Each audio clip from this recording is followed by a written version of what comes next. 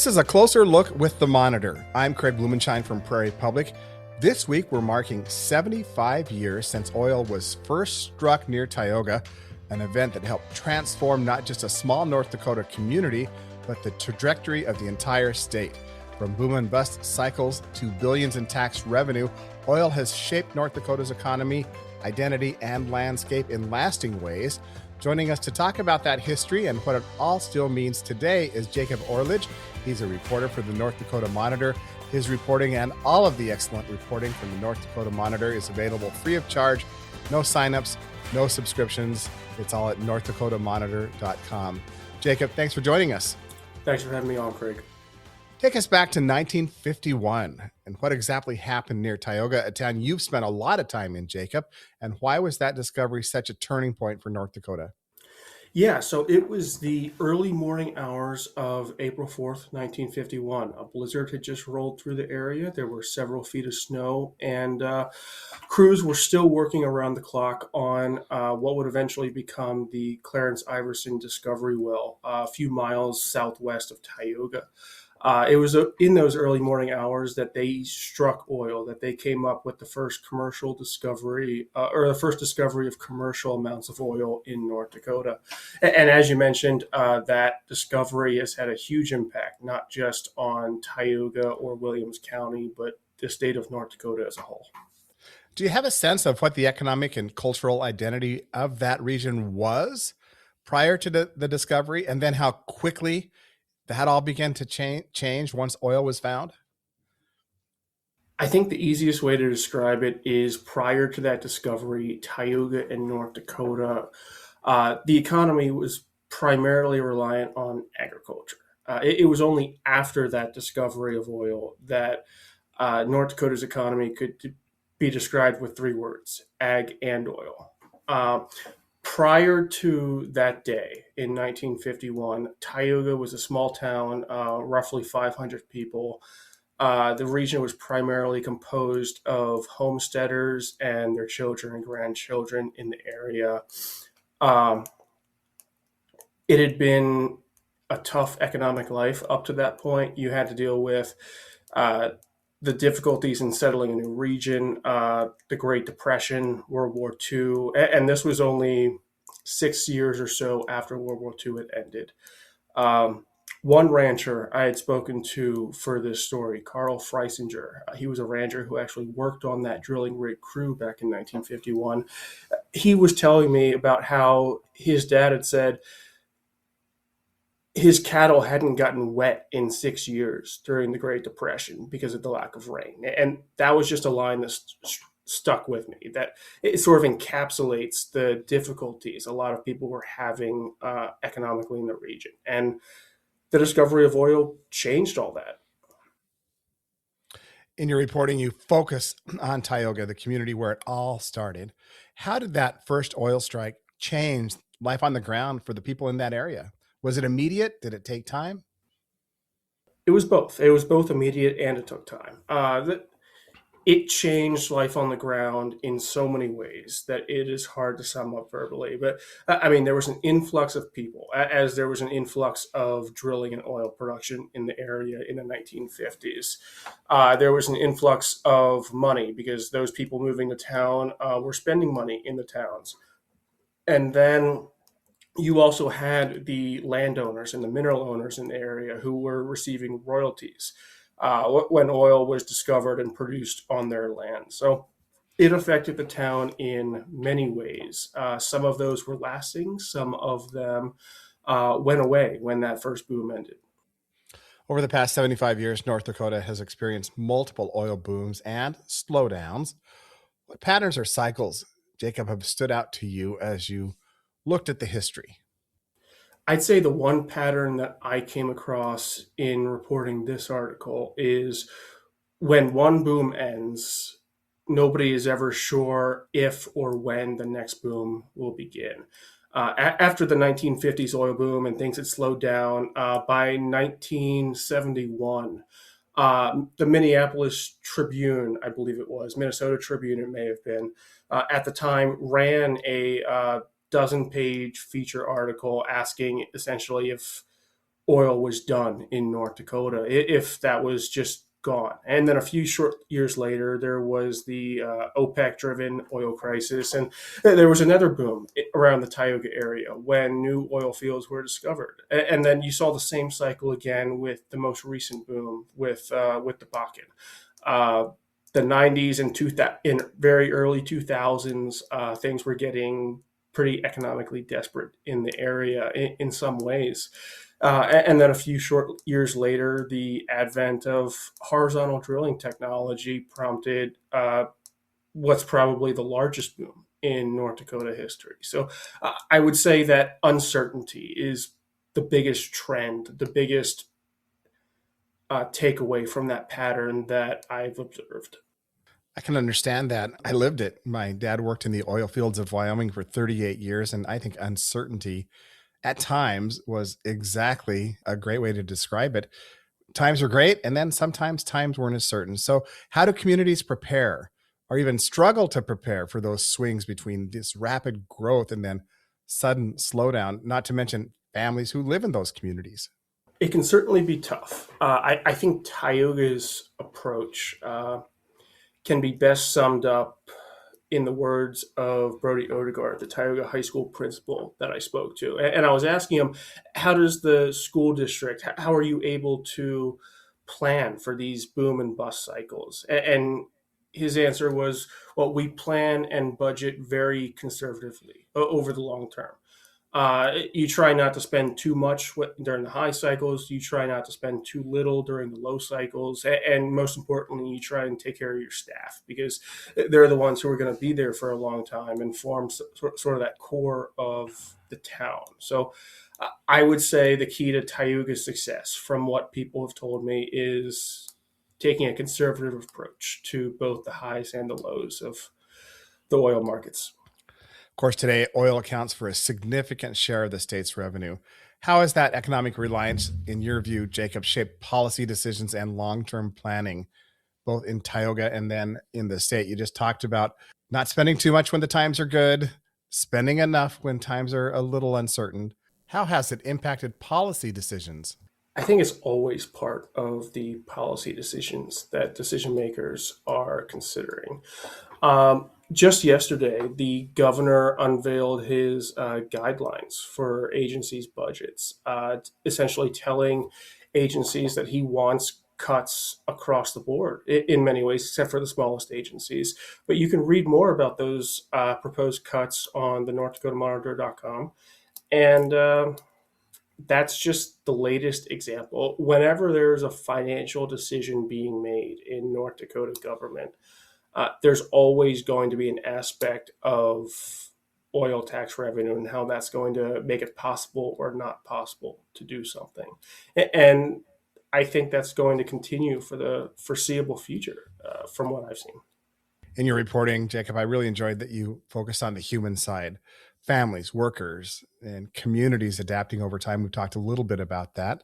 But what stories or perspectives have stayed with you? You talked about the high school principal. I think the human side of this dynamic is one of the more interesting and probably the most important change that has come across, that has happened as a result of the discovery. I mean, when drilling is booming, you've got these influxes of people into these very small communities that often do not have the infrastructure, the housing, the business landscape to handle it. And it can create true chaos during those times. And then a lot of the time, when the oil production slows down, a lot of those people leave because their economic livelihood is no longer present. Sometimes you do see people stay and they become part of the community over time, and that's great. Um, I would say that that influx and that exodus and the almost conflict that comes into play between ideas of the longtime residents of a community and these newcomers, especially after the boom cycle, and those newcomers are trying to become part of the community themselves over the long term. I think that is still playing out in a lot of communities in North Dakota, and it's probably one of the most important long-term effects of these booms that we see in the state. You're listening to A Closer Look with the Monitor. I'm Craig Blumenshine from Prairie Public, and we're celebrating 75 years since oil was first struck in Tioga with reporter Jacob Orledge. He's a reporter for the North Dakota Monitor. And of course, all of the Monitor's excellent reporting is available free of charge. No subscriptions or paywalls or signups at northdakotamonitor.com. Jacob, the infrastructure is apparent to all of us in what oil has been able to do, from housing to roads to public services. How have things really evolved since those early days near Tioga? It's night and day. I was talking to one Main Street business owner who was growing up during that time period, and he said that Tioga didn't have running water at the time. Had dirt roads, had no sewer or anything like that. It was just mind-boggling to me because I had lived in Tioga, reporting for the Tioga Tribune for almost 5 years, starting in 2018, and it is one of the infrastructure is some of the newest that I'd seen in a town of that size. It's new streets, new curbs, new gutters, new sewers, new water lines, and all of that was made possible because of the tax revenues that come from oil. It has changed Tioga. It's not overnight. It's over 75 years, but even during the most recent boom, it was very chaotic. The infrastructure was insufficient, and the city's been able to spend millions of dollars bringing it up to date. So it results in huge changes. It's not always been easy. Just in the last decade, we've all read about pipeline issues. Spills have made the news.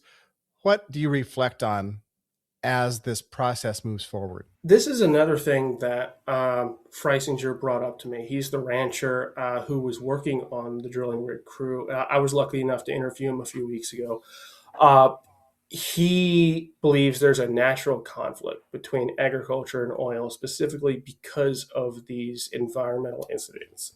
There's always going to be leaks from pipelines, from oil field equipment, and these result in environmental damage to the land. One of the largest onshore oil spills in U.S. history occurred a few miles northeast of Tioga in 2013, and a company had to spend 5 years and nearly $100 million remediating dozens of acres of farmland near that site.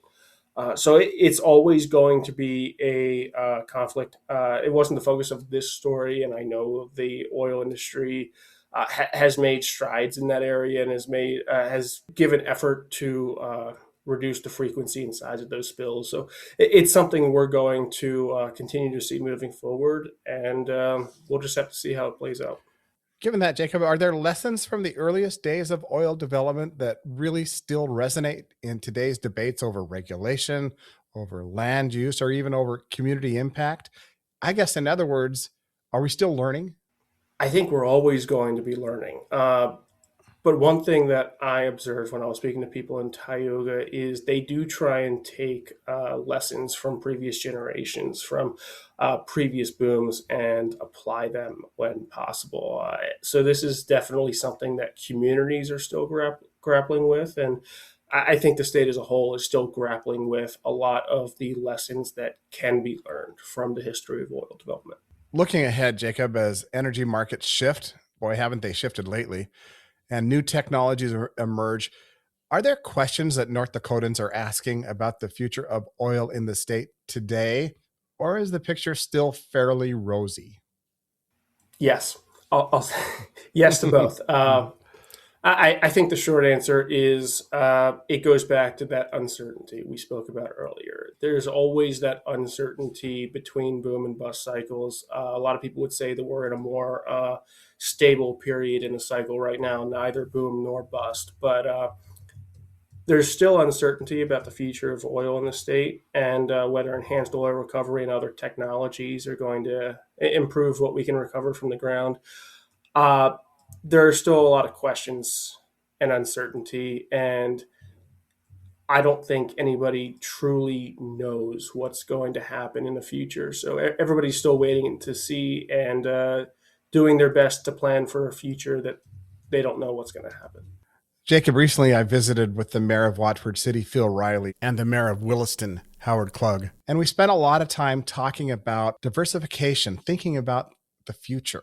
How is Tioga having that conversation? Is oil still much the central story, or do you get a sense that there's discussions on how to diversify Tioga's economy? There have been discussions on how to diversify Tioga's economy for as long as I had lived there. So it at least predates 2018.